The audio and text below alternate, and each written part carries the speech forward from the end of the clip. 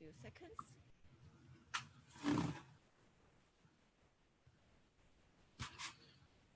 It says it's live streaming on Facebook. Oh. Oh, there we are. Please help share. Hey everyone. It says it's live.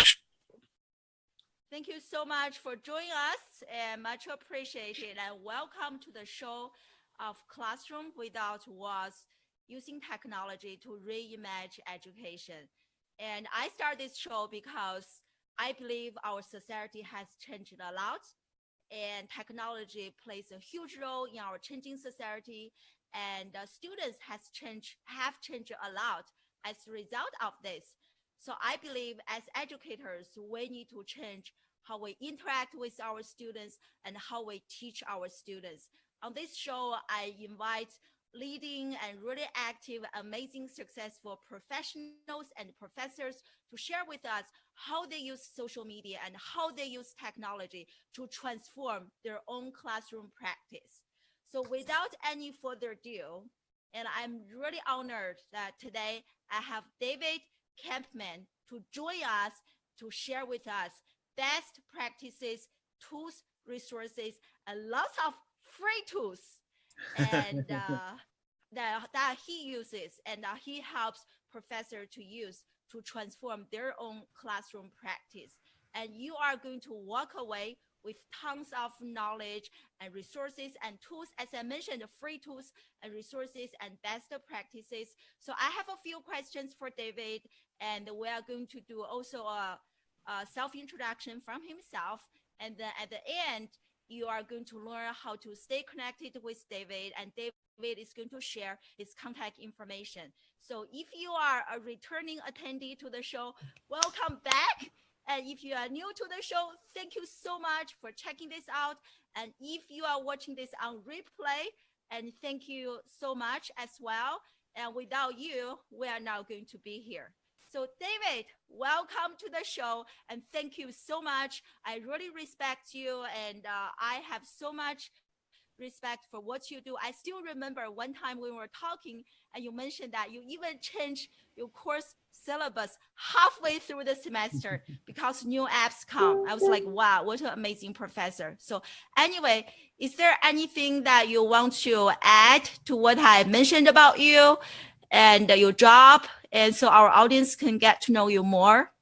Well, hi everybody. Thanks, for inviting me on. I was telling people, they're like, how did you get on to her show? And I'm like, honestly, I don't know. I mean, I saw the people you had on before, and I'm like, I still think of myself as like kind of a small town type of person. I'm from South Dakota, so it's kind of weird sometimes to be like, oh wow, I get to go and hang out with some of these awesome people like you. So you're traveling and you're doing all kinds of stuff, and it's so funny, like I go, oh, I'll do a Medium article, and you go, I'm gonna do 30. You just kick it up a notch no matter what you're doing. It's so crazy. I'm like, oh, thank you. I gotta ramp up what I'm doing a little bit more to keep up with you. So well, honestly, I mean, you covered a lot of it. I've been teaching social media marketing for 5-something years now, 5 or 6 years. It's been a little while. So a lot's changed in that time, both for what social media has done, as well as what tools and how we educate students on social media. So, I mean, both of it has been changing quite a bit. I always joke that I rebuild my course every single semester, and which is good for me, but also it's a lot of work, but it's a lot of fun. So you kind of have to have a definite drive for it. My other part of what I do for higher education is I help other teachers learn how to teach online, and to use educational technology tools. So, I mean, a lot of it kind of flows and fits together so well. I actually started using Twitter originally to get into the educational technology world of higher ed. And then it just kind of branched to where I am now. I'm not sure how the line goes, if it's like a straight line or if I zigged and zagged a couple times, but yeah. So that's a little bit about me. I mean, I love the field of social media because it changes constantly, and I do not like. It's a love and hate relationship, right? You love it because it changes so fast, but at the same time, oh my God, it changes again. Yeah. It's good when you have the time to adapt to the change. Not so good when it's like the next day, boom, you have to do it. So. Wow, I just want to say hi to everyone. Kim, Marlene, Erica, Hua, Brett, Julie, Mark. Oh my goodness. I know you guys missed this show, right? So we have a very nice audience here. And I always enjoy asking my audience the why question. So why did you start on this journey? You know, I know there are so many amazing professors who are incorporating social media into teaching, but there are plenty who are not. So why did you start on this journey? So what was the drive? Why did you start incorporating social media as a pedagogical tool in your classes or help other professors doing this? So the why?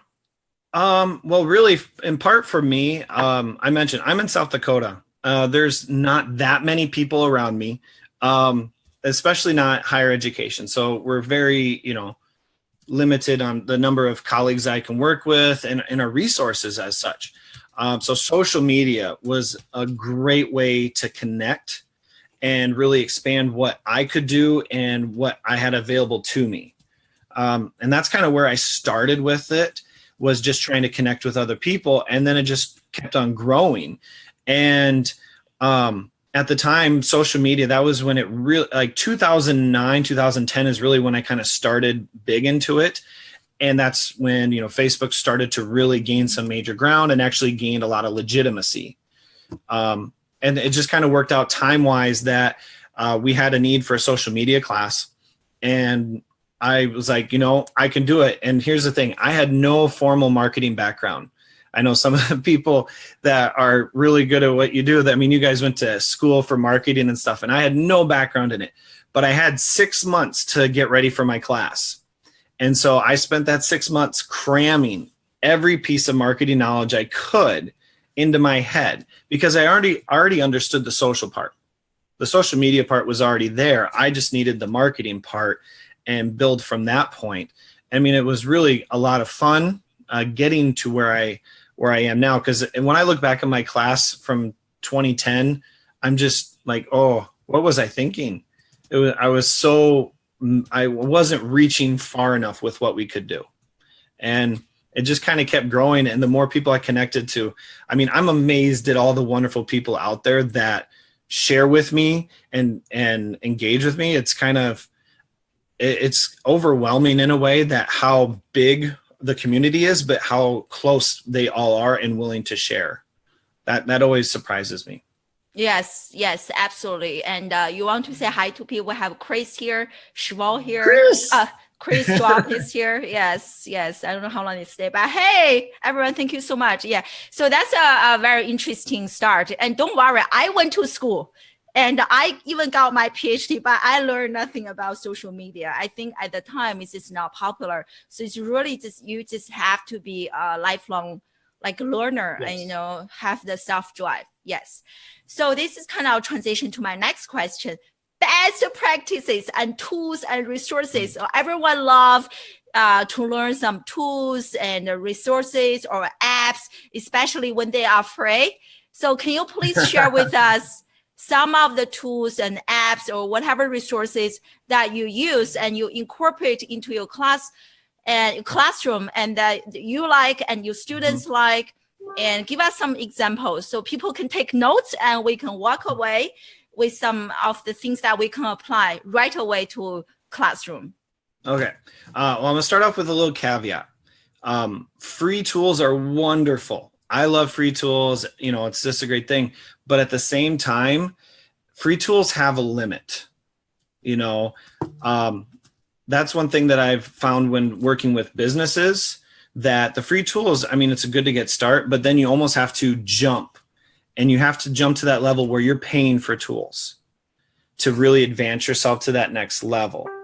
So when I work with students, it's great to have those free tools. And I like to try and, twist the arm of businesses, I guess would be the nice way to say it, to be like, hey, I got a group of students. They really love what your tool can do. I want to use it, but here's the thing, we can't pay for it. And then, a lot of times then they're more willing because students, they know, could become potential paying customers. So there's a lot of free tools out there, but sometimes you gotta pay a little bit. Mm-hmm. So that's how it goes. But best practices now, I teach online at a higher ed institution. So I have a lot of flexibility with my practices, but I always like to think of it as when I'm laying out my class, I try to build on each other, because social media, when students get in, they don't know. They really don't even know what they're getting into. Well, I always ask them, hey, what's your background? Can you elaborate on that? Like, what do you mean? Like, our students, they are digital natives, right? They are supposed to know the apps and tools. So what do you mean they don't know what they are getting into? Can you elaborate on that? Sorry to interrupt you. Oh, no. So most of them have never used social media for a professional or for business use. So they've never tried to market on social media. They share the funny pictures, the funny videos. They do the birthday posts with their friends, that type of stuff. They don't do professional side yet. And then I have students that they actually have done. Some of them are even working right at that moment in a position where they're supposed to do social media for their business that they're with, and they don't know what they're doing with it. They're struggling so much. And it's kind of a misnomer, essentially, to think that these people, because they're young, they get social media, and so they get all how to get ROI. They get how to manage multiple accounts at once, how to manage their time, all that stuff. It's very overwhelming for people. Honestly, I haven't seen the numbers on this, but I would love to see a study to show the drop-off rates of people that get into social media, because I imagine it's very high, because you get one client and you think you're doing good, and then you get two and you go, oh crap. And then you get three and you're, oh my gosh, and you're just overwhelmed. And it takes a toll, because, the whole thought of 24/7 access, for social media, you got to be on 24/7. It does drain people down, and educators too. So first thing I do with students is I really get them into that mindset of what is a social marketer? What is their day like? What do you need for background? Because you can't just be someone who likes video. You have to be able to do graphic design to a certain extent. You have to be able to do some good content writing. There's a lot of pieces that go into it, or you have to hire people, which is expensive. So there's a lot of that comes into it. Then the rest of the class, I like to do a combination of covering a social network while I'm covering the content, the theory, the actual what it is to be a social marketer. So I'll do Facebook, Twitter, Snapchat, all those different, Instagram, all of them, while I'm covering the content in a different way. So rather than doing part-time social networks and then you jump to the other stuff, I do them at the same time. Yeah. You mentioned quite a few social media platforms. So do you teach students about those platforms, or you use those platforms also for yourself, and at the same time also use them to engage with students? Yeah, both. So we get into Facebook, we get into Twitter, we get into Instagram, but then we go into it more looking at it as a business, or looking at it professionally, not just for, doing social marketing, but their branding as well. It's very a different perspective. And so when they go into it looking at that, it's harder. They find that it takes them so much longer to make a post than before, when they didn't really care. They didn't think about the repercussions of it. If they misspelled something and it made a funny word or an inappropriate word, they didn't care. And now they do care. Now it has impact on them. And when we do, instead of doing forums, because I teach online, so a lot of times you have to have some type of discussion, instead of doing a forum in my class, I go into the social network. So we do one in a Facebook group. We do one on an Instagram post where we have a conversation. And I'm super pumped that Facebook or Instagram is finally doing the threaded chats. Mm-hmm. So that'll make my discussion so much easier. I'm looking forward to that one. Twitter, all those different things. I get them into different areas. So, wow. I just have a question there. We have a bunch of questions. We have, as you can see from the comments here, and we have so many people here. Thank you so much, guys. I just love you guys. Everyone is just so amazing. Thank you. And so this first question earlier is Dot. She asked, and she shares quite a few tools like Sprout Social, Buffer, Hootsuite, a bunch of them. And I know that Hootsuite you can use for free, and they have a Hootsuite certification program. Do your students use that for your social media class, David?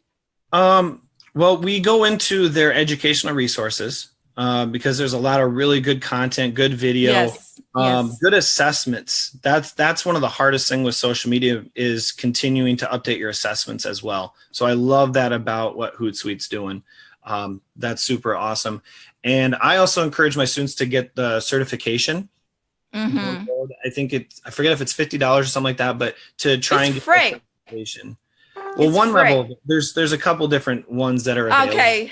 Yeah, the basic level is free. If you want to go higher, I don't know how much it costs, but the basic level is free. Yeah. Dot also mentioned Buffer. Yep. And Canva. Like Canva is my favorite. Do your students use those things like Canva, like to design graphics? Actually, I don't recommend them using Canva anymore. And I like Canva, I do, but it's so many tools available. And the one that I like the most right now, and see, that's the one thing with me, I'm loyal to all these tools to a point, because, if another tool comes out and kicks their butt, loyalty can shift. I'm not getting paid by any of them, so I have no direct loyalty to any of them. Right now, the Adobe Spark tools are my favorite right now, honestly, in part because it can do the video aspect as well as the social posts and making different type of content. So it's one account handling multiple things that it can do. But I like that. Yes, I also, sorry to interrupt, I also love Adobe Spark. It's such a cool app on my phone, and I use it all the time. So if you are a fan of Adobe Spark, write a comment or give us a heart so that we know we are in the same club. Yeah, keep going. Sorry, I interrupt you. No. And so that one is doing good right now. But honestly, I like to have my students, if they can, use Photoshop. Use Illustrator. I have a decent number that have some basic skills because Roberto Blake, he has some awesome videos where he's explaining how to do thumbnails, and I was comparing, me being able to do a thumbnail in Adobe Spark versus making one in Photoshop. The Photoshop one kicks the butt of the one in Adobe Spark every time. It's something about the more features you can do, the more advanced functionality of it. And so that's one thing I do talk to my students about is if you can set yourself apart, because if everybody's using Adobe, you can learn. And when Canva first broke out and became very popular, I could spot a Canva image, no problem, flat. I knew who exactly was using it because of the templates that were available, those types of things. And so that's something that you got to set yourself apart. And I try to tell my students that multiple times through the courses. You got to do something. If it's your graphic skills, if it's your video skills, whatever, you got to do something to put yourself in a different zone, essentially. I just love that. I think this also means that as educators, we need to stay ahead of the game so that we know what have some of the latest tools and changes up there. Yes. So Dot asked the question earlier, if there's any PhD program that she can get a PhD degree and become a doctorate.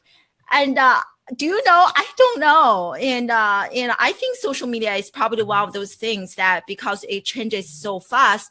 And I think even if you get a doctorate in social media, you probably will learn lots of the theories, concepts behind, and in terms of the latest tools and technologies, you still have to learn on your own and or like earn some certifications. So that's kind of my personal take. I'm not aware of any doctorate program Do you know, David? Me neither. Honestly, my recommendation would be to go after a PhD for either like marketing or social communications, something like that. But then have your dissertation be very focused into the world of social media. That would probably give you the most options out there in education. Good. It's hard to juggling between talking to you and talking to people here. Oh my God. You need an assistant. You need an assistant. You need one. Zella. Hey, Zella, welcome to the show. She said that Adobe Spark is only available for iOS, iPhone. So I was just trying to send a comment. It's not available on Android, but maybe it's coming soon, Zella, and you will love it. It's such a great tool. And we also got a question from Kim, and she asked if you are asking your students to do real life projects, David. Like, I guess she was asking about service learning, things like that. Yeah. For the first part of the course where it's the learning, I keep it much more, we use real life situations, but it's not out there in the real area.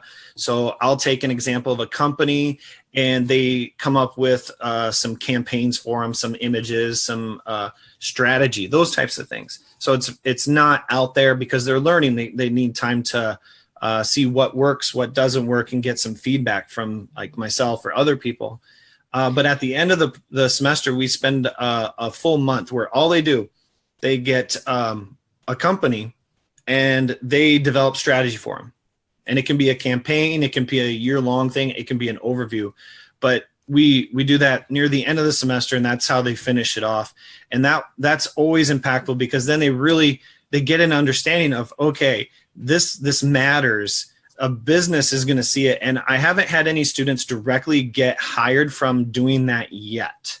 But I imagine it's only a matter of time before that happens, just because they have it available to them. I have had students use what they built in that project, though, as part of evidence when they went to go get hired for a different job in social marketing. As you know, I know how to do strategy, and they presented what they had built for a real company.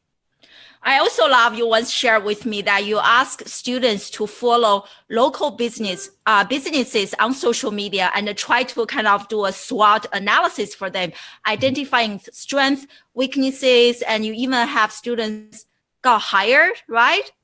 Yeah. I have a few students hired locally.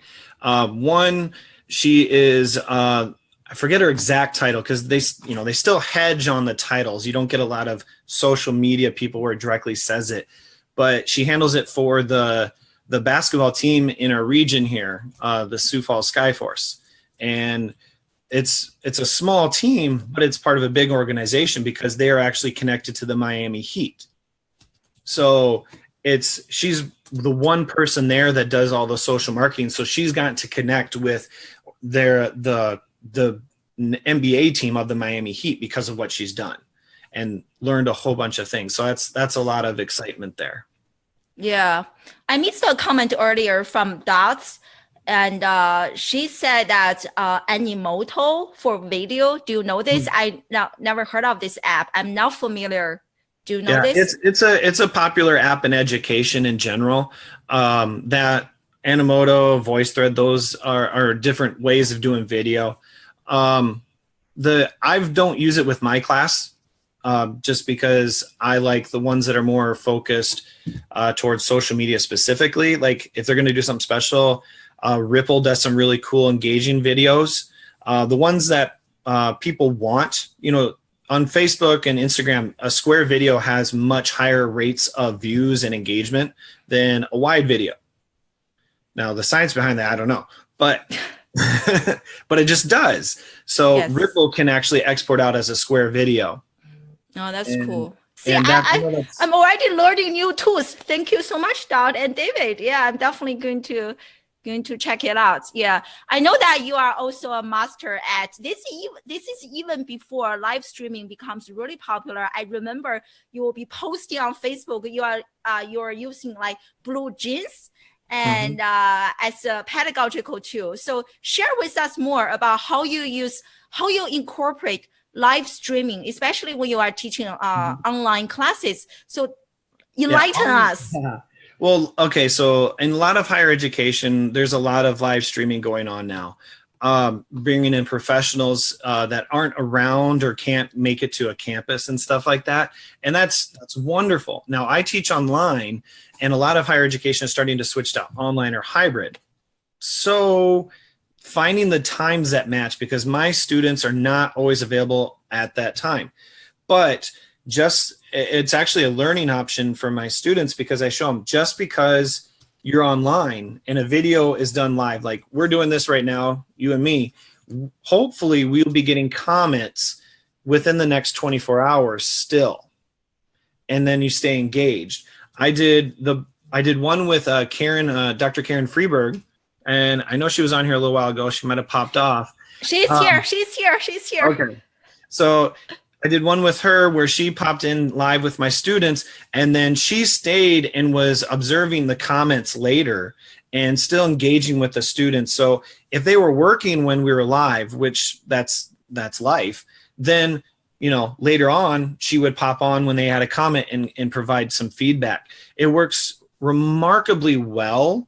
The main caveat for people that are going live is they're just, for a classroom setting they're not used to. Well, I'm not getting a lot of feedback at that moment.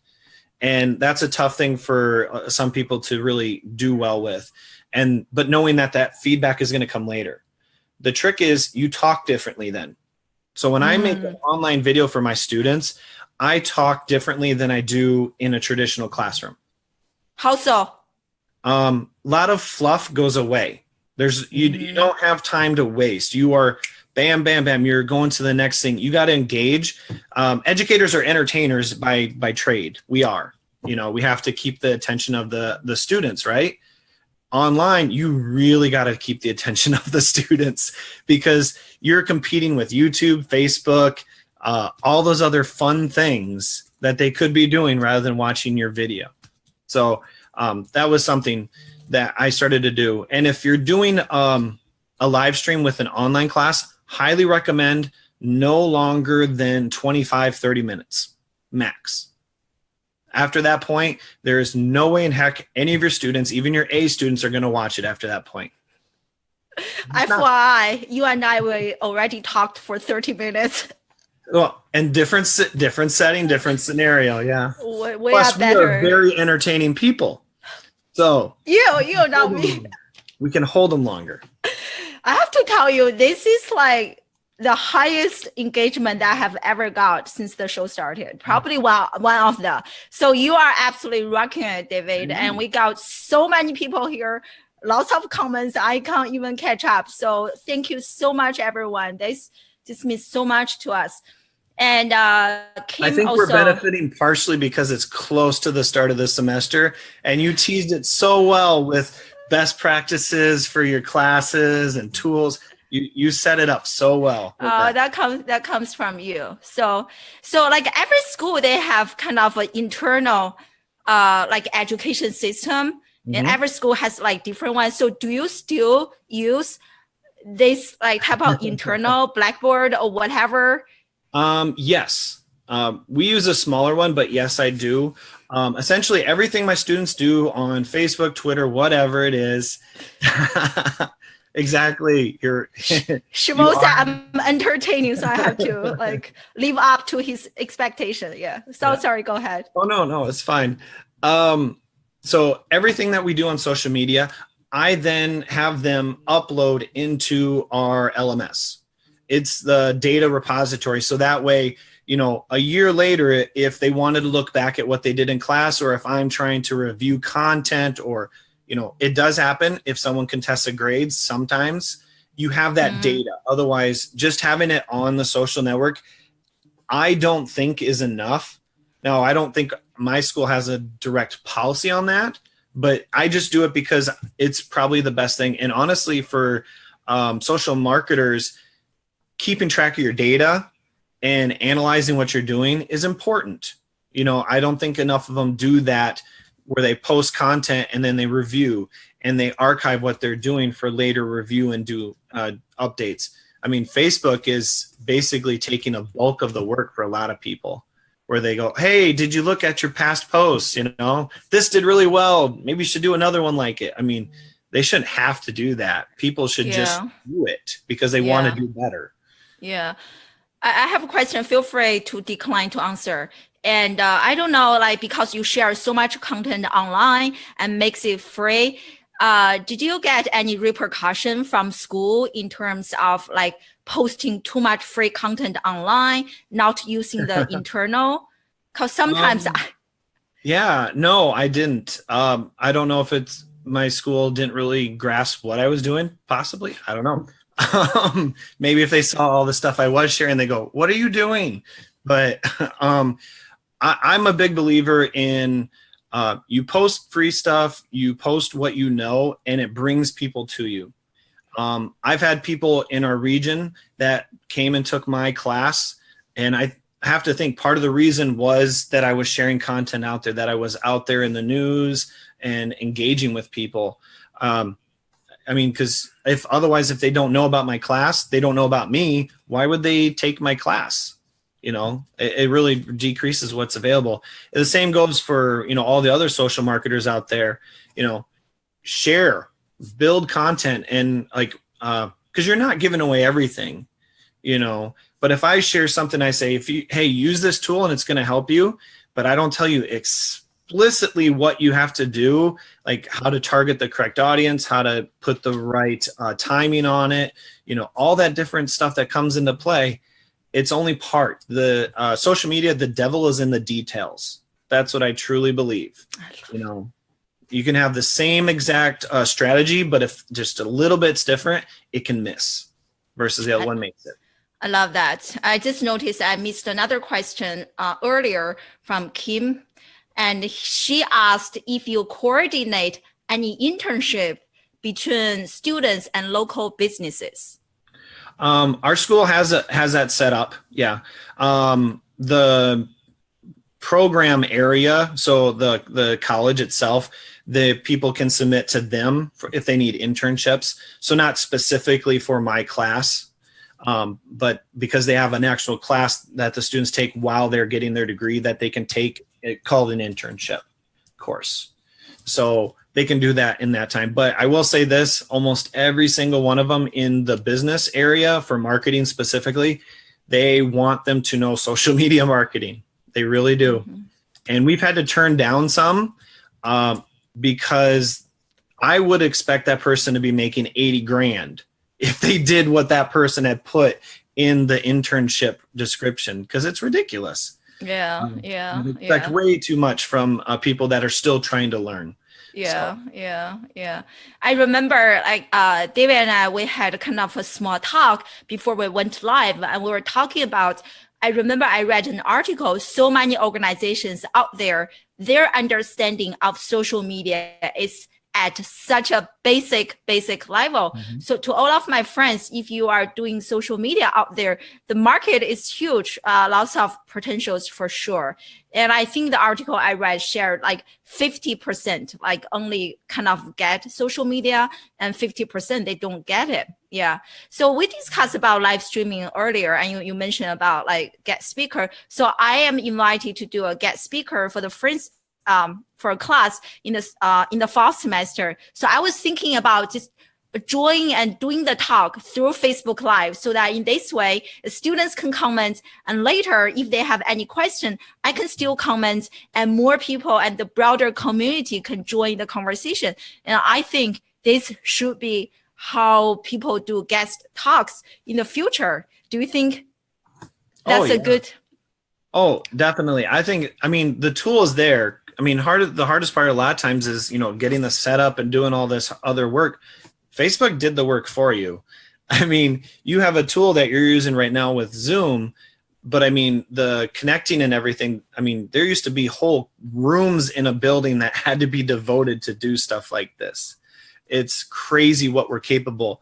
I mean, you could literally be walking through the city and sharing live with a class.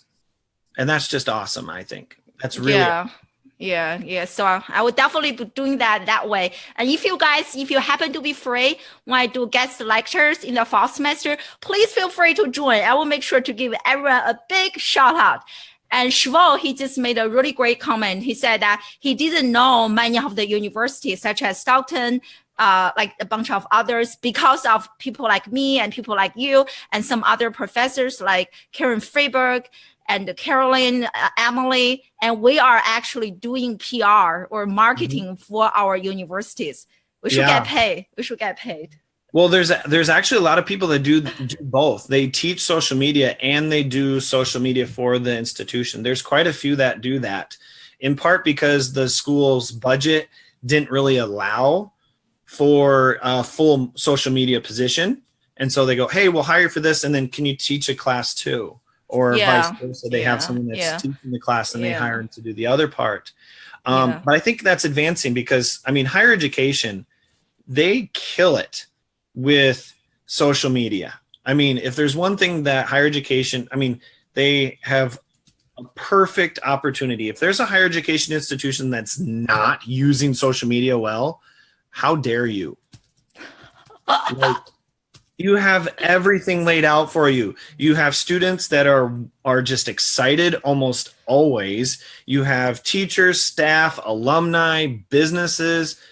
I mean, how can you go wrong? How can you not have engagement? You should have tons of awesomeness going on. It's ridiculous. Kim said that you are changing the conversation. So thank you so much. That means so much to us.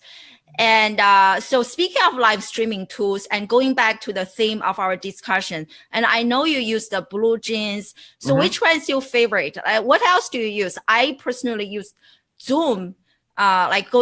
Speaking of using third party, I use Zoom, which is very expensive. I pay about $50 a month to do this type of thing. I'm thinking about switching to Be Live, which is half of the price. And you can also show a subtitle of the title of the person, and you can tag. This is what I love the most about Be Live. You can tag a comment, right? And they will pop up onto the Facebook screen and in terms of that comment. So how about you? I know you use Blue Jeans and some other tools or apps that you use. You want to share with us? Well, I've used Be Live before. I haven't paid for it yet, but I did use it when it was a free tool when they were testing things out. And I liked it. I liked the pop-up part that you could set your agenda and then you could have it pop up the question. That was really cool. That's a nice one. When I work with a business as a consultant and I'm helping them decide what they want to do, if we want to step up essentially the level of, I don't know if sophistication is the right word, but options, let's put it that way, the features you can do, bringing in external video and those types of things, then I usually like to have them use like OBS or, and I'm drawing a blank on the name right now, it's killing me, but another one that, what is it? I'm drawing a blank on the name. That is using the third party. So essentially you schedule it and then you can bring in external video. You can have video that's on your computer and bring it in partially live. And you can have multiple scenes set up. So it's so close to having a real like television studio with the software. It's kind of crazy what you can do with those. And so when businesses are wanting to do much more sophisticated stuff, that's what I recommend for them because it's feature friendly, has a lot of options. But for smaller businesses, people who might not be, really into it, Be Live is a great one. I do like Zoom, honestly. I mean, for the price level, it's not too terribly bad. It depends on how much you're using. And that's where businesses have to look at their ROI of doing the live video. Are they getting out what they put in? That's important. But I mean, those two are right up there. Blue Jeans, I wish had more features. It's really reliable and it's super awesome. I just wish it had more features. I haven't seen a lot of new things coming out. And then, you just mentioned Crowdcast.io, Chevelle, good job. That's another one. There's a bunch of them out there that have very similar types tools. But I mean, for just doing the Facebook Live, those ones are the ones I'd recommend. Like Crowdcast, you can use it without even using Facebook, honestly, and do a bunch of essentially private webinars and stuff through that. Yeah. I wish maybe it will come in the future that Facebook just allows us to do this type of like interviews natively on the platform. It may come, you never know. I know that you can do this kind of thing natively on Facebook, but it is not a split screen. Like if you are the host, it takes about 85% of the screen, and the interviewee is like teeny tiny box on the right corner of the screen. I'm not a super fan of that, but you can do it natively on Facebook for free. Yeah, it's getting there. I mean, I'm curious what's going to happen when Facebook really ramps up what it supports just natively, because all these tools building these features, as soon as Facebook makes it super easy for the side-to-side live streams, that could change everything. Oh yeah. I can't wait. Yeah. And speaking of live streaming, I just wrote a Medium article, and I spent 3 weeks in China, and in my article I reflected on my experience, and I discussed about live streaming in China. And one feature really unique about live streaming platforms in China is that people can give each other virtual gift. Like, for example, not that you guys have to do it, okay? But like, we're setting up a donation box right now. Exactly. So people have been giving away like cash, houses, cars, boats, and those they are making millions. They are I was like, really?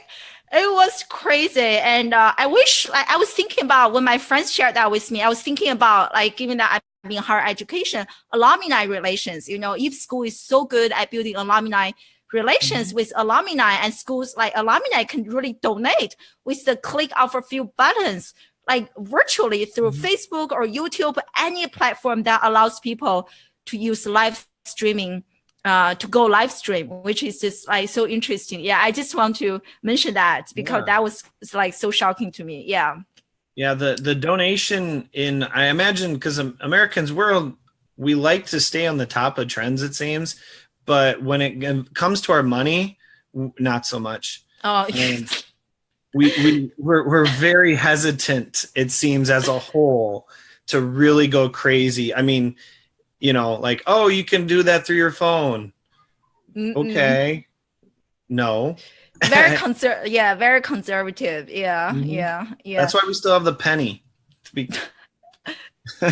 Yeah, well, in China, I was using cash. It's just like impossible to buy anything using cash. It was very hard, to say the least. Yeah, but anyway, I don't want to shift the focus.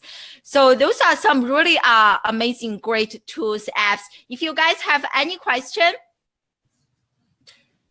and please feel free to share. And I'm sure David will comment or anything.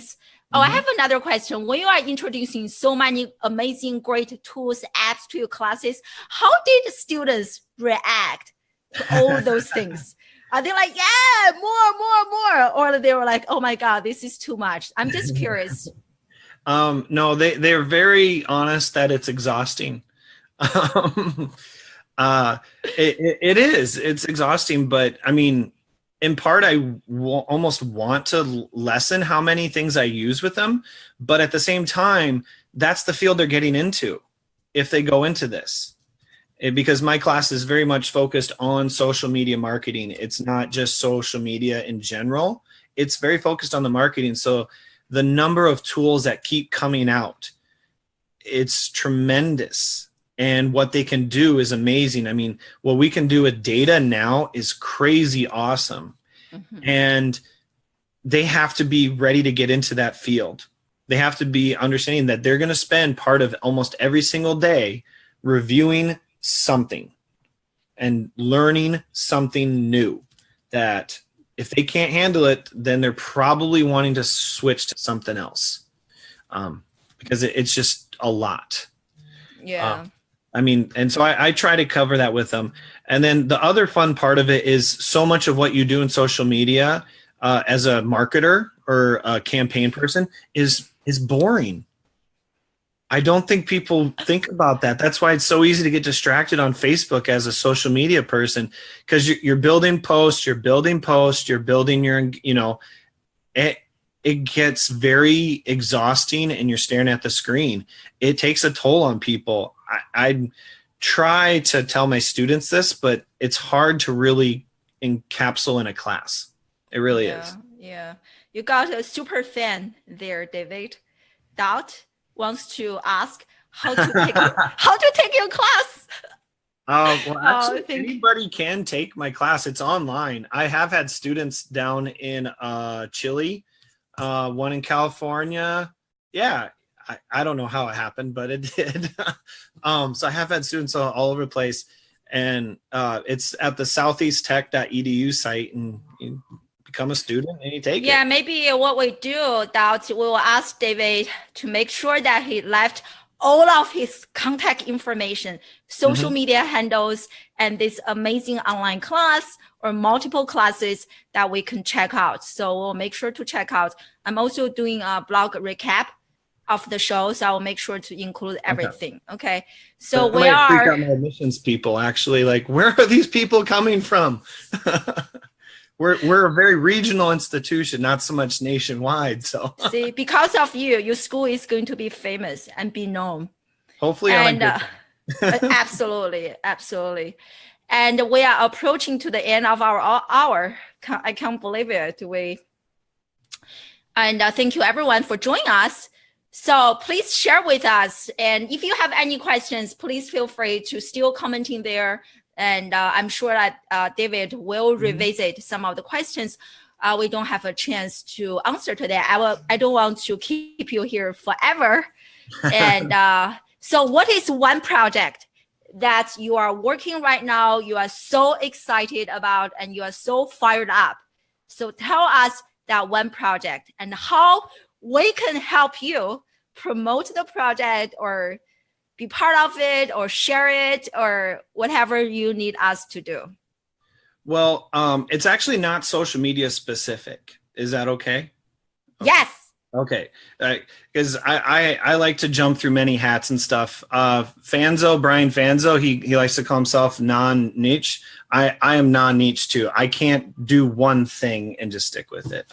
I just can't. So yes, just a quick story. I was asking David, say, you need to choose a focus for our talk. He's like, I can't. So I kind of forced him to, yes, but yeah, go ahead. So I'm actually writing a book right now. So, and knowing me, I can't write one book at a time. So I'm writing 3 because I know I get a moment in my head and I go, and then I go and do the next one. And so it's a cycle.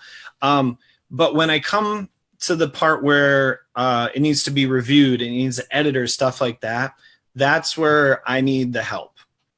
Because I don't know much about that world, the publishing, the editing, that stuff.